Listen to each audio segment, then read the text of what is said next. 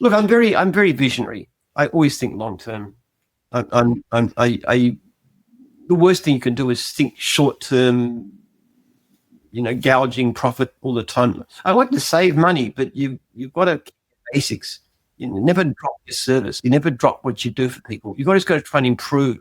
One of the great things about automation is that you can actually give better service and lower cost. It's phenomenally good. But I don't run a business primarily with money in mind. Just give you an example. Forbes came to interview me earlier this year. And Forbes is, as you know, it's a magazine about wealth. And I said, you've really got the wrong person, because first of all, I'm a lot more famous than I'm rich in any case. But secondly, wealth isn't even in my top 10 priorities. It just isn't. I could make a lot more in all kinds of different ways, but I'm just not going to do it.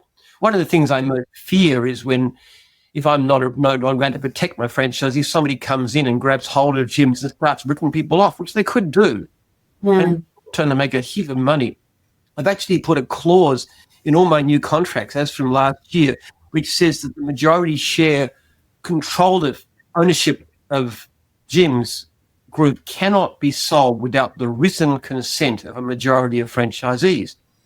I said that would dramatically cut the value of your business. And I said, good. First of all, I don't intend to sell it. And secondly, the thing I most fear is that somebody else will hurt my franchisees and they will rip them off. As happened to so many great brands in the past. When people like Retail Food Group come in, they do disgusting things. They're just greedy for money. I just always think it's the long term. You've got to keep it in mind. The owner of the company is not the most important person. Everybody matters. You've got to make money, of course, otherwise the whole thing falls apart. But you've got to look after, in our sense, particularly franchisees, but also clients as well.